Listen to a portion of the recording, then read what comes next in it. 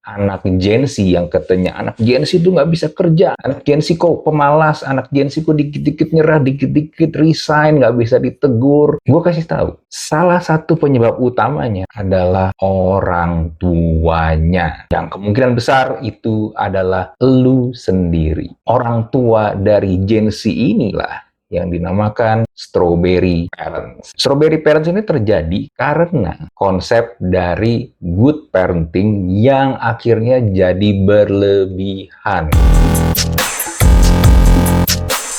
Selamat datang di Thinking Room. Oke, episode kali ini gue mau bahas tentang strawberry parents.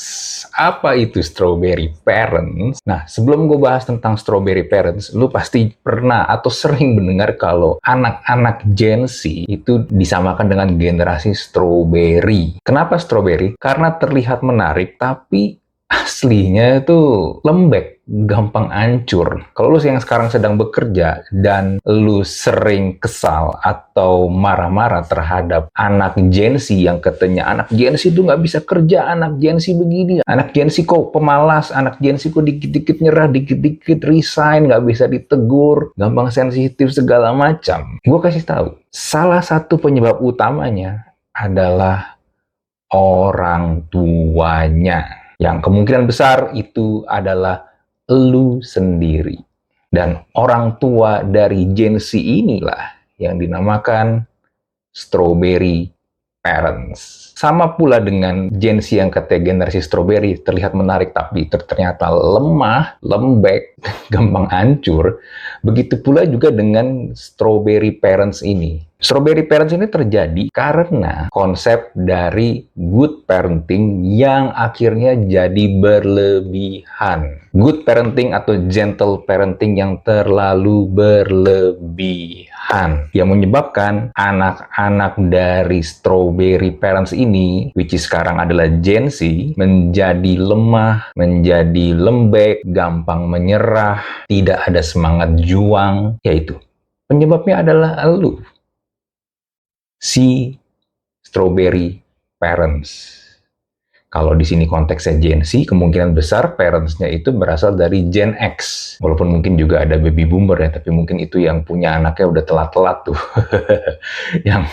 Atau mungkin udah anak yang paling terakhir masih dapat tuh Gen Z. Tapi kemungkinan besar adalah Gen X dari yang menjadi orang tua dari Gen Z. Dan lu sebagai Gen X atau baby boomers yang punya anak Gen Z, nah lu adalah yang paling berkontribusi menciptakan Gen Z sebagai generasi strawberry generation. Ya lu.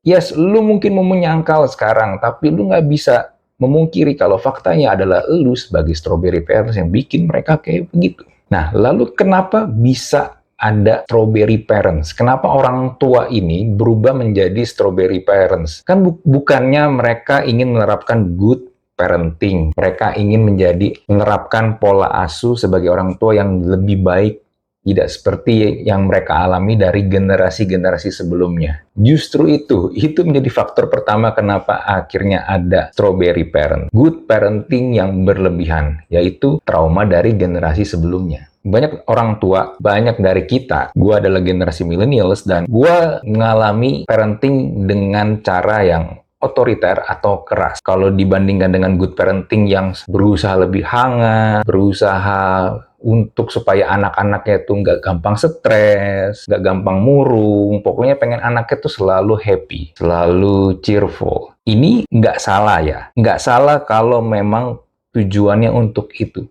Tapi akhirnya menjadi berlebihan, menjadi sangat-sangat berlebihan sehingga si anak akhirnya terlalu dijaga. Bener-bener seperti porselen. Takut kalau misalnya kecoel dikit jatuh terus pecah. Jadinya ini efek yang sering gue lihat adalah akhirnya banyak orang tua si strawberry parents ini tidak berani atau takut untuk menegur anaknya kalau anaknya itu berbuat salah. Kalau bikin kesalahan mereka takut dan nggak berani menegur. Padahal seorang anak, apalagi ketika dia masih di usia golden age, seharusnya selain memang dia menerima kasih sayang, mereka mendapatkan afirmasi dari orang tuanya, mendapatkan perlindungan dari orang tuanya, mereka juga harus diberitahu kalau di dunia ini ada yang namanya otoritas, ada yang namanya peraturan, ada yang namanya hukum. Nah, otoritas itu pertama kali mereka dapatkan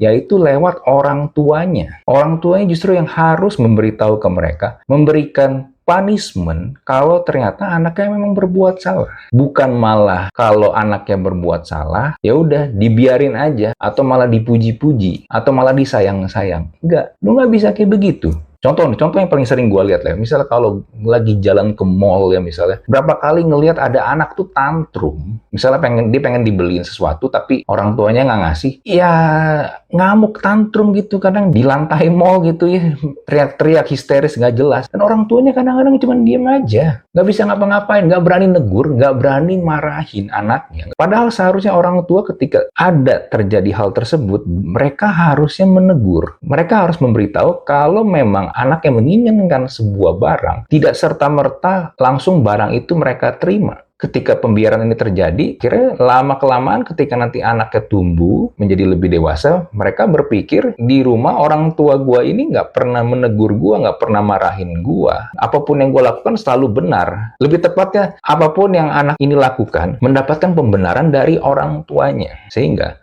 ketika akhirnya mereka nanti nih terjun ke masyarakat, mulai bekerja dan bertemu dengan bos yang otoriter misalnya. Kan kalau lu kerja kan ya pokoknya gue bayar lu ya lu kerjain gitu kan. Akhirnya anak ini ketika bertemu dengan situasi, dengan kondisi, dengan lingkungan yang seperti itu, seperti tadi yang gue bilang di awal, akhirnya gampang nyerah, gampang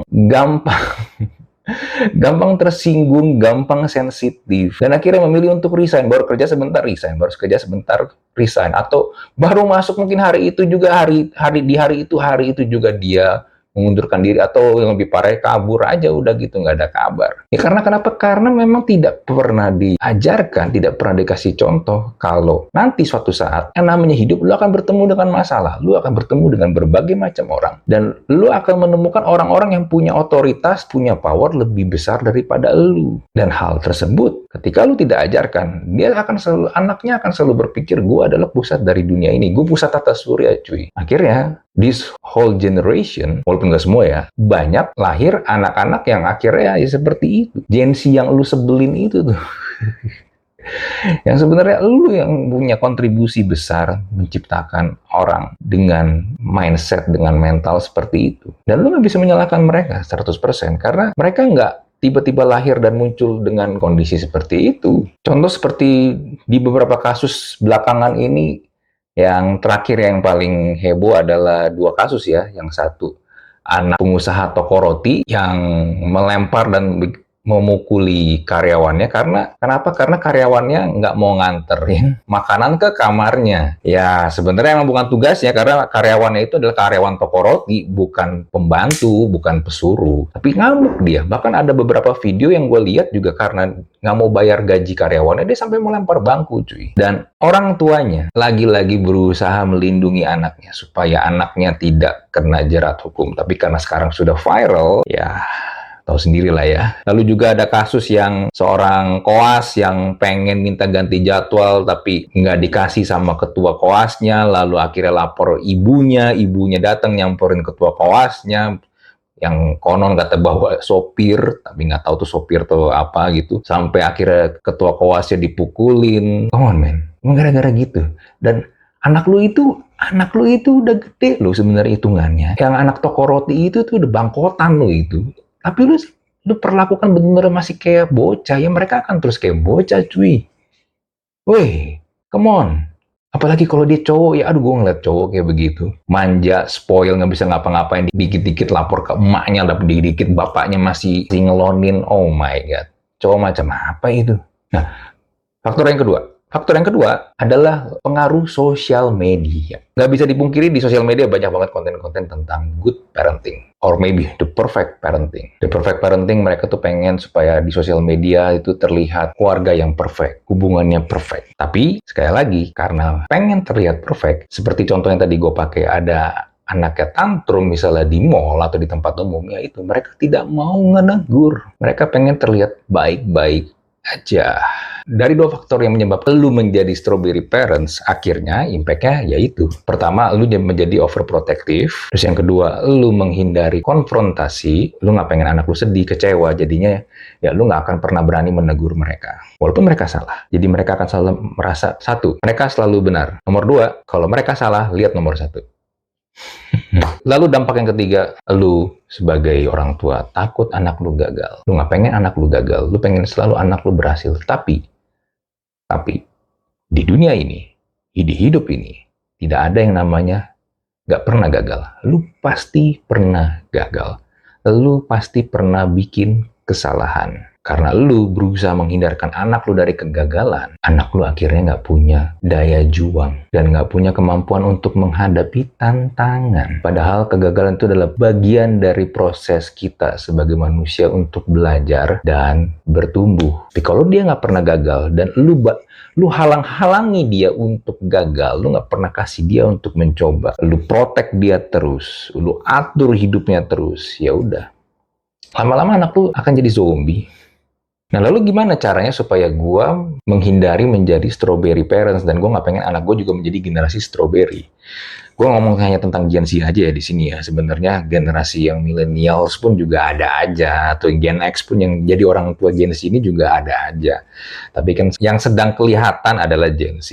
Ya, mungkin nanti the next Gen Alpha, yang generasi yang lebih kecil lagi. Yang pertama, lu harus ajarin anak lu menghadapi masalah. Biarkan mereka yang coba sendiri untuk menyelesaikan masalah. Biarkan mereka yang solve the problem. Sampai kalau nanti mereka udah mentok, dan ketika mereka mentok, jangan lu yang langsung turun tangan.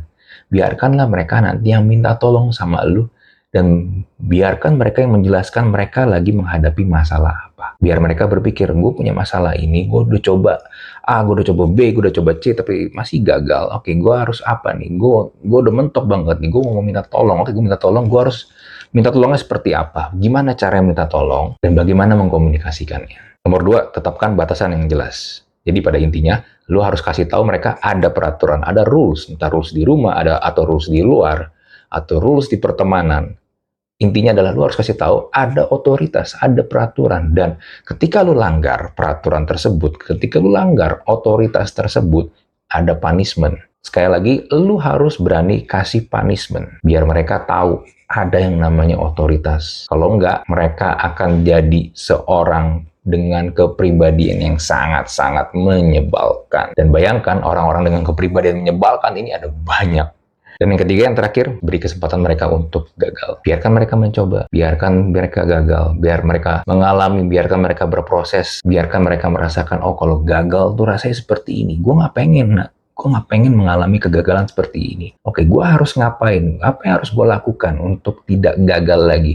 Oke, berarti gue harus belajar. Gue harus belajar yang seperti apa? Berusaha yang seperti apa? Apa yang harus gue ganti? Strateginya kah? Cara gue melakukannya? Lu harus biarkan mereka mengalami hal tersebut. Jangan pengennya semua terima beres, terima instan, udah langsung di depan mata mereka, atau langsung di tangan mereka. Mereka tinggal terima beres, tinggal pakai. Nggak bisa. Ibarat kalau misalnya lu ngajarin anak lu nyetir mobil, nggak hanya cuman pakainya doang, lu juga harus kasih tahu kalau nyetir mobil itu juga ada cara ngerawatnya, kalau ban mobilnya bocor, cara mengganti bannya seperti apa.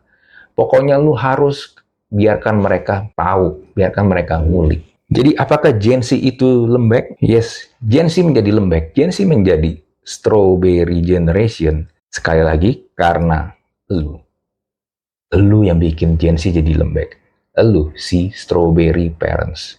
Nah, kalau lu nggak pengen anak lu menjadi generasi yang lembek, lu yang harus pertama kali mengubah dan berubah cara lu menjadi orang tua ke anak-anak lu. Apalagi kalau anak lu cowok, lu harus challenge dia. Jangan bikin anak lu yang cowok terutama menjadi cowok yang lembek. back. Oke, itu aja dari gua. Kalau lu ada komen atau lu mungkin ada cerita atau ada pertanyaan, boleh tulis di kolom komen. Kita jumpa lagi di Thinking Room episode berikutnya. Bye.